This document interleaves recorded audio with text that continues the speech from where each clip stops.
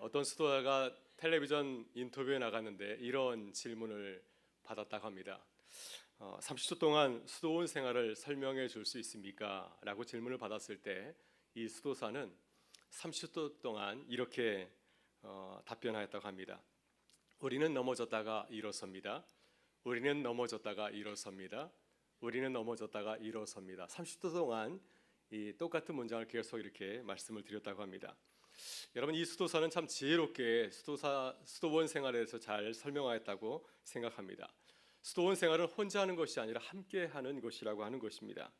함께 수도원에서 생활하면서 어렵고 힘든 수도원 생활을 이겨나간다고 하는 것이죠. 만약 혼자 한다고 한다면 금방 포기하고 그냥 내려올 터인데 우리가 함께 하기 때문에 그 생활을 이겨나간다고 하는 것입니다.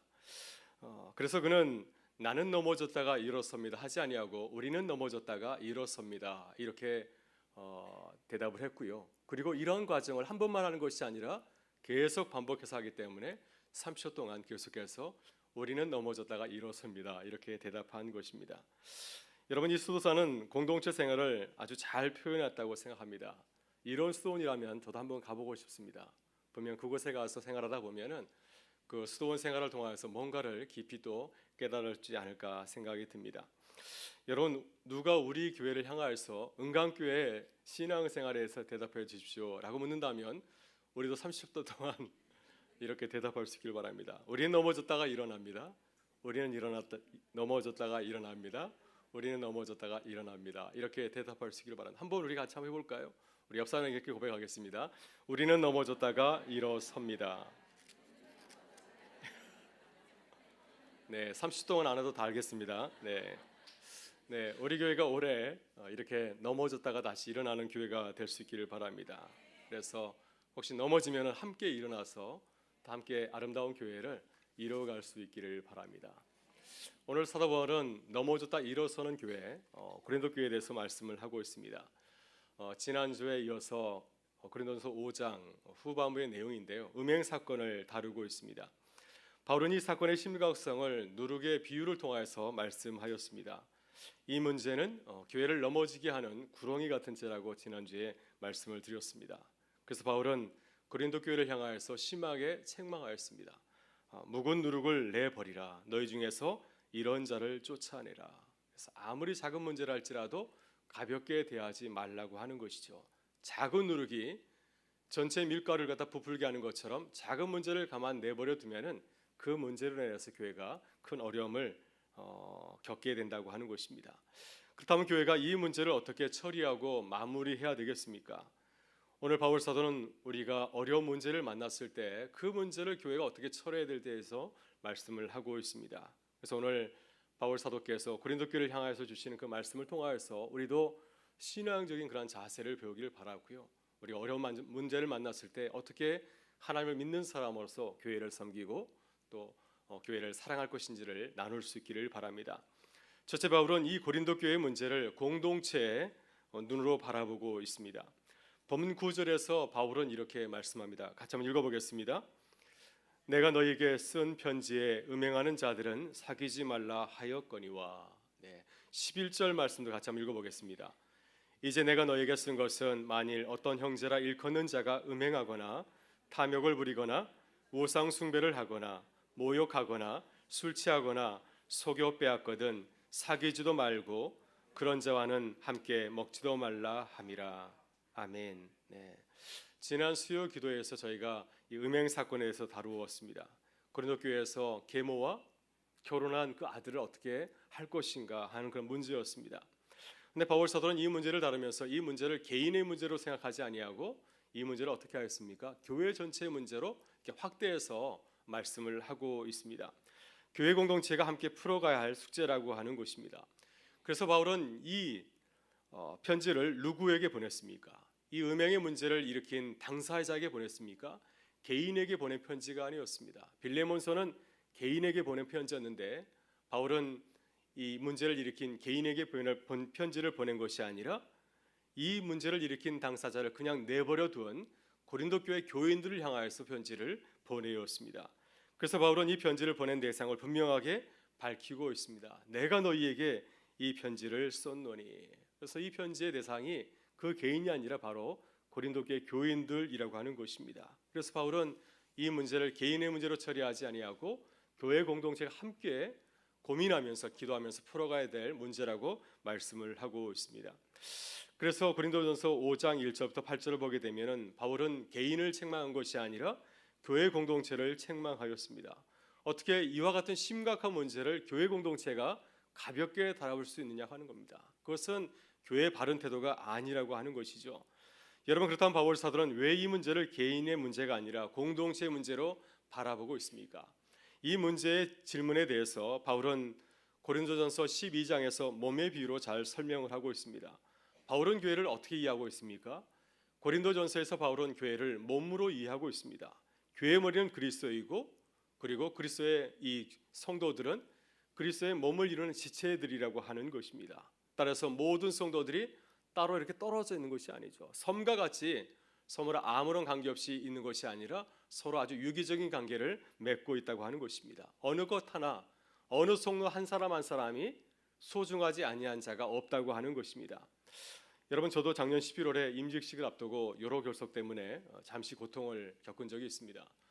새벽 5시에 처음 고통이 왔는데요. 진통이 왔는데 7시에는 제가 견디지 못해서 이제 응급실에 가게 되었습니다. 그래서 병원에 가서 진통제 2대 맞고 그러나서 퇴원하게 되었고요. 그 다음날 임직식을 할 때에도 또 우리 장로님께서 진통제를 놔줘서 2시간 동안 임직식을 잘 마칠 수가 있었습니다. 그때 저는 처음으로 제 몸 안에 신장이 있구나 하는 것을 알게 되었습니다. 굉장히 중요한 기간이라는 사실을 알게 되었고 제가 그 기간을 함부로 대했던 것 같습니다. 그래서 그 작은 사건을 통하여서 우리 몸의 모든 기관이 서로 유기적인 관계를 맺고 있다고 하는 사실을 알게 되었습니다. 내 몸 안에 있는 작은 지체 하나 할지라도 손톱이라 할지라도 그냥 내버려둬서 만약 그것이 정상적인 기능을 발휘하지 못하면은 저는 이 자리에서 말씀을 전할 수 없지 않겠습니까? 이것이 하나님께서 우리에게 주신 몸의 신비라고 생각이 듭니다. 그래서 바울은 고린도전서 12장 26절과 27절에서 고린도 교인들에게 이렇게 증거하고 있습니다. 만일 한 지체가 고통을 받으면 모든 지체가 함께 고통을 받고 한 지체가 영광을 얻으면 모든 지체가 함께 즐거워하느니라. 너희는 그리스도의 몸이요 지체의 각 부분이라. 바울 사도가 지금 음행의 문제를 바라보면서 왜 고린도 교회를 꾸짖고 있습니까? 지금 고린도 교회 성도 한 사람이 심각한 문제를 일으켜서 교회 건강이 심하게 흔들리고 있는데 교회 건강에 이상이 왔는데 어떻게 이 문제를 가볍게 대하냐고 하는 그러한 꾸중이었습니다. 어떻게 이 문제를 개인적인 문제로 돌릴 수 있냐고 하는 것입니다. 이 문제는 당연히 온 교회가 함께 숙고하면서 기도하면서 풀어가야 될 공동체의 심각한 문제라고 하는 것입니다. 왜냐하면 이 문제를 일으킨 그 형제는 우리 고린도 교회에서 굉장히 소중한 지체라고 하는 것이죠. 바로 그 지체를 위해서 예수 그리스도께서 십자가에 달려 죽으셨다고 하는 것입니다. 그리스도 안에서 그 형제와 우리는 한 피를 나눈 그리스도의 피를 나눈 혈육이라고 하는 것입니다. 여러분, 우리들 교회 안에서 서로를 공동체의 눈으로 바라봐야 될 줄 믿습니다. 교회 안에서 일어나는 문제를 개인의 문제로 생각할 것이 아니라 아무리 작은 문제라 할지라도 내가 알게 되었을 때 그것을 공동체의 눈으로 우리의 문제로 바라봐야 될 줄 믿습니다. 나와는 아무런 상관이 없는 문제라 할지라도 내가 그 사실을 알게 되었을 때에는 하나님께서 내게 기도의 사명을 주신 것입니다. 저분이 힘들어 하시는구나. 하나님께서 내게 기도의 제목을 주셨구나 하시면서 그분을 위해서 함께 기도해 나갈 때 그분이 그리스도 안에서 건강하게 다시 회복되리라 믿습니다. 둘째, 바울은 이 문제를 통하여서 공동체의 징계를 강조를 하고 있습니다. 본문 9절 10절 말씀에서 바울은 공동체의 그 징계 또 질서와 훈련을 강조하고 있는데요. 같이 한번 읽어보겠습니다. 내가 너희에게 쓴 편지에 음행하는 자들을 사귀지 말라 하였거니와 이 말은 이 세상에 음행하는 자들이나 탐하는 자들이나 속여 빼앗는 자들이나 우상 숭배하는 자들을 도무지 사귀지 말라 하는 것이 아니니 만일 그러하라면 너희가 세상 밖으로 나가야 할 것이라. 아멘. 네, 바울은 음행의 문제를 범한 자를 향하여서 매우 극단적인 조치를 취하고 있습니다. 9절에 보게 되면 음행하는 자들을 사귀지 말라. 또 10절에서도 말씀하고 있습니다. 도무지 사귀지 말라. 세상에 음행하는 자들이나 탐하는 자들이나 속여 빼앗는 자들이나 우상 숭배하는 자들을 도무지 사귀지 말라. 교회에서 이러한 심각한 문제를 일으킨 자들을 가만히 내버려 두지 말라고 하는 것입니다. 왜 바울 사도가 이렇게 문제를 일으킨 자들을 향하여서 징계하고 있습니까? 그것은 공동체를 세우기 위해서입니다. 이 문제를 가볍게 여기고 그냥 내버려 두게 되면은 결과적으로 어떤 일이 벌어지게 됐습니까? 그 작은 누룩이 전체 공동체를 갖다가 망가뜨리기 때문이죠. 그래서 바울은 누룩의 비유를 통하여서 공동체의 징계의 중요성, 필요성을 강조하였습니다. 여러분, 예수님도 마태복음 18장에서 공동체의 질서를 위해서 징계의 필요성을 강조하였습니다. 마태복음 18장은 마태복음에는 5편의 예수님의 설교가 들어있지 않습니까? 바로 이 마태복음 18장은 교회에 대한 말씀입니다. 교회가 어떻게 든든히 세워져 갈 것인가에 대한 말씀을 담고 있는데요. 15절 이하를 보게 되면 어떤 형제가 죄를 범할 경우에 교회가 어떻게 해야 될 것인가에 대한 그 단계를 설명하고 있습니다. 교회 안에서 어떤 사람이 문제를 일으켰을 때 3가지 단계를 통하여서 그를 징계하라고 하는 것입니다. 첫 번째 단계는 아무도 모르게 개인적으로 가서 그를 권면하라고 하는 것입니다. 내가 보기에 당신이 중요한 문제를 저지른 것 같습니다. 하나님 앞에서 회개하시고 돌아서길 바랍니다. 근데 이렇게 권면했을 때 그 사람이 권면을 듣고 돌아서면 아무런 문제가 없습니다. 그러면 1단계로 끝나게 되는데 권면을 했음에도 불구하고 말을 듣지 아니하면 2단계를 하라고 하는 것입니다. 두 번째 단계는 2-3 사람이 가서 죄를 범한 사람에게 권면하라고 하는 것입니다. 그 사람에게 영향력 있는 사람을 함께 가서 장로님이나 권사님과 함께 가서 그분에게 아주 엄중하게 타이르라고 하는 것이죠. 근데 그럼에도 불구하고 그가 듣지 않게 되면 3번째 단계는 마지막 단계인데 교회에 알려서 그를 징계하라고 하는 것입니다. 교회가 그에게 징계함에도 불구하고 그가 듣지 아니하면 그를 이방인처럼 여기라고 주님은 말씀하고 있습니다. 여러분, 이렇게 교회가 죄를 범한 사람을 징계하는 목적이 무엇일까요? 그것은 그 사람이 회개하고 돌아서게 하려고 하는 것입니다. 왜냐하면 그 사람이 자신의 잘못을 저질렀음에도 불구하고 회개하고 돌아서지 아니하면 그 사람은 어떻게 됩니까? 그 사람은 그 죄로 인해서 영원한 죽음을 견딜 수 없기 때문에 그렇습니다. 그 사람을 살리기 위해서, 그 사람을 다시 회복하기 위해서 주님께서는 그에게 징계하라고 말씀하신 것이었습니다. 그래서 징계는 회개와 구원을 위한 영적인 수술이라고 할 수 있습니다. 아주 응급수술이라고 할 수가 있습니다. 따라서 교회는 이러한 용서와 회복이라고 하는 목적 의식을 가지고서 분명한 목적을 가지고서 징계를 해야 됩니다. 그래야 사람을 살리고 사람을 구원할 수가 있습니다. 그리고 공동체가 다시 살아나고 사랑과 용서의 공동체로 회복할 수가 있습니다. 그런데 만약 이러한 사랑이 빠져 있다고 한다면 교회는 어떻게 되겠습니까? 율법적인 아주 무서운 공동체로 변하고 말 것입니다. 그래서 마태복음 18장도 죄를 범한 형제의 문제를 다룬 이후에 다음에 나오는 말씀이 무슨 말씀입니까? 용서할 줄 모르는 종에 대한 비유로 18장을 마치고 있습니다. 이 비유는 우리가 잘 알고 있는 비유이죠. 어떤 사람이 있었는데 그가 주인에게 1만 달란트의 빚을 지게 되었습니다. 아마도 1만 달란트는 우리가 알고 있는 가장 많은 돈의 단위를 말하고 있습니다. 우리가 평생 벌어도 다 벌 수 없는 큰 돈을 말하고 있습니다. 이런 막대한 그 빚을 지고 있는데 주인이 그 빚을 탕감해 주었다고 하는 것이죠. 이러한 은혜를 입었다고 한다면 우리가 어떻게 되겠습니까?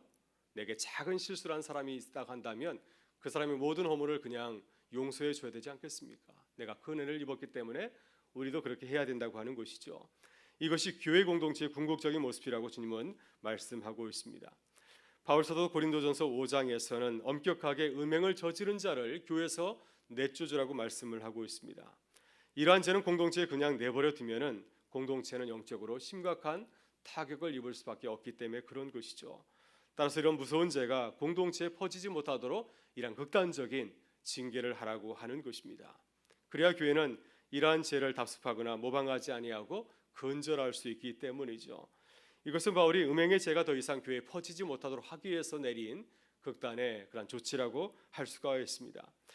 여러분, 그러나 바울이 이러한 징계를 한 것은 그 자체가 징계의 목적은 아니었을 것입니다. 오늘 본문에서는 음행을 저지른 자를 나중에 어떻게 했는지에서는 잘 나와 있지 않지만은 고린도후서 7장 8절부터 10절을 보게 되면 바울 사도가 고린도 교회를 향하여서 이렇게 권면하고 있습니다. 제가 한번 읽어보겠습니다. 그러므로 내가 편지로 너희를 근심하게 한 것을 후회하였으나 지금은 후회하지 아니함은 그 편지가 너희로 잠시만 근심하게 한 줄을 알미라. 내가 지금 기뻐함은 너희로 근심하게 한 까닭이 아니요 도리어 너희가 근심함으로 회개함에 이른 까닭이라. 너희가 하나님의 뜻대로 근심하게 된 것은 우리에게서 아무 해도 받지 않게 하려 함이라. 하나님의 뜻대로 하는 근심은 후회할 것이 없는 구원에 이르게 하는 회개를 이루는 것이요 세상 근심은 사망을 이루는 것이니라. 아멘. 이 말씀은 바울이 고린도 교회에 편지를 보내는 궁극적인 관심이 어디 있다고 하는 것입니까? 성도의 회개에 있다고 하는 것이죠. 성도를 구원하게 하기 위해서 때로는 그들에게서 눈물이 나는 그러한 따끔한 편지를 보낸다고 하는 것입니다. 바울이 이런 자를 교회에서 내쫓으라고 한 것은 이런 죄를 교회에 남겨두지 말라는 그러한 아주 엄중한 조치라고 할 수가 있습니다. 철저하게 징계를 통하여서 죄인이 회개하고 하나님의 구원을 얻는 것, 이것이 궁극적인 징계의 목적이라고 하는 것입니다. 여러분, 우리가 가정에서 자녀를 사랑하기 때문에 매를 들지 않습니까? 학교에서도 선생님이 학생들을 사랑하기 때문에 사랑의 매를 들지 않습니까? 사랑의 매를 드는 교사가 참 좋은 교사이죠. 그러나 지금은 그렇게 할 수 없는 것이 참 안타깝습니다. 그렇게 할 수 없는 상황이 된 것이 혹시나 우리가 사랑이 없이 매를 들었기 때문에 이런 결과를 가져온 것은 아닌가 하는 생각이 듭니다. 다시 사랑의 회초리를 들 수 있는 그런 우리 사회가 되면 참 좋겠다 하는 생각을 합니다. 여러분, 우리 교회가 교회의 권위와 질서를 회복할 수 있기를 바랍니다. 그리스도의 사랑을 가지고서 형제 자매를 돌아보고 교회를 바르게 세울 수 있기를 바랍니다. 넘어진 자를 사랑으로 다시 세우는 그런 교회, 용서와 사랑으로 품을 수 있는 그런 교회가 될 수 있기를 주님의 이름으로 축원합니다. 셋째, 바울은 이 문제를 통하여서 대한 공동체로서 교회의 모습을 회복하기를 간절히 기대하고 있습니다. 우리 마지막으로 11절부터 13절의 말씀을 같이 읽어보겠습니다. 이제 내가 너희에게 쓴 것은 만일 어떤 형제라 일컫는 자가 음행하거나 탐욕을 부리거나 우상 숭배를 하거나 모욕하거나 술 취하거나 속여 빼앗거든 사귀지도 말고 그런 죄와는 함께 먹지도 말라 함이라. 밖에 있는 사람들을 판단하는 것이야 내게 무슨 상관이 있으려마는 교회 안의 사람들이야 너희가 판단하지 아니하랴. 밖에 있는 사람들은 하나님이 심판하시려니와 이 악한 사람은 너희 중에서 내쫓으라. 아멘. 네, 사도 바울은 이 음행 문제를 처리하면서 사람들을 두 그룹으로 나누고 있습니다. 교회 안에 있는 사람과 교회 밖에 있는 사람이죠. 교회 안에 있는 사람은 누구이겠습니까? 고린도 교인들을 말하고 있고요. 교회 밖에 있는 사람들은 고린도시에서 살아가고 있는 세상 사람들입니다. 그래서 12절에서 이렇게 말하고 있습니다. 밖에 있는 사람들을 판단하는 것이야 내게 무슨 상관이 있으려마는 교회 안에 있는 사람들이야 너희가 판단하지 아니하랴. 사도 바울은 교회 밖에 있는 사람들에 대해서는 어떤 말씀도 하고 있지 않습니다. 그것은 세상이 관여할 일이고 또 하나님 앞에서 죄를 범하는 많은 세상 사람들은 하나님께서 심판하실 일이기 때문에 교회 밖에 있는 사람들에서는 아무 말 하지 않습니다. 그러나 바울의 관심은 어디에 있습니까? 오직 교회 안에 있는 사람들에게 있습니다. 교회 안에 있는 사람들, 고린도 교인들은 하나님의 말씀으로 그들을 다스리고 그들을 양육해야 한다고 하는 것입니다. 그런데 바울이 교회 안에 있는 성도들에게 엄격한 기준을 요구한 이유가 어디에 있겠습니까? 왜 음행을 저지른 자를 교회에서 내쫓으라고 바울은 이렇게 말씀을 하고 있습니까? 교회는 세상과는 구별돼야 하는 거룩한 언약 공동체이기 때문입니다. 교회는 세상이 보여주지 못하는 대한 공동체의 모습을 보여줘야 하는 사명이 있기 때문입니다. 여러분, 예수님께서는 산상수훈에서 교회를 어떻게 비유하였습니까? 산 위에 있는 동네라고 말씀하였습니다. 그래서 5장 16절에서 이렇게 말씀하고 있습니다. 너희의 아름다운 빛을 사람들 앞에 비치게 하여 그들로 너희 착한 행실을 보고 하늘에 계신 너희 아버지께 영광을 돌리게 하라. 교회는 세상이 볼 수 없는 아름다운 공동체의 모습을 세상 가운데 보여줘야 할 책임과 또 사명이 있다고 하는 것입니다. 여러분, 사도 바울 당시에 유대 사회에는 아주 많은 공동체들이 있었습니다. 여러 종교적인 공동체들이 있었는데 그 중에 하나가 바로 사회 근처에서 세상과 단절하면서 자신들만의 공동체를 이루면서 살아갔던 공동체가 하나 있었습니다. 바로 그 공동체가 쿰난 공동체라고 합니다. 이들이 구약성서 히브리어 4번을 비롯하여서 많은 종교적인 문서를 남겨서 나중에 성서학자들이 1세기 유대 사회와 또 기독교의 모습을 재건하는 데 큰 도움을 얻게 되었습니다. 그런데 이 쿰난 공동체의 문서를 연구해 보게 되면은 이 쿰난 공동체도 아주 엄격한 공동체 생활을 하였습니다. 음행과 같은 큰 죄를 범하게 되면은 그들을 공동체에서 이렇게 추방하는 그러한 규율이 있었습니다. 쿰난 공동체에서 공동체 추방의 징계를 받은 경우가 이러합니다. 제가 세 가지만 한 말씀을 드려보겠습니다. 첫 번째는 율법책을 읽거나 축복하는 자를 저주하는 경우에는 공동체에서 내쫓았다고 합니다. 두 번째 경우는 돌아다니면서 회중을 비방하는 자, 그래서 다른 사람의 험담을 물어내는 자는 공동체의 규율을 깨기 때문에 그를 내쫓았다고 하는 것이고요. 세 번째는 공동체의 설립 자체를 불평하는 자, 이런 자는 교회에서 영구히 이렇게 내쫓아서 다시는 공동체에 들어오지 못하도록 이렇게 엄격하게 하였다고 합니다.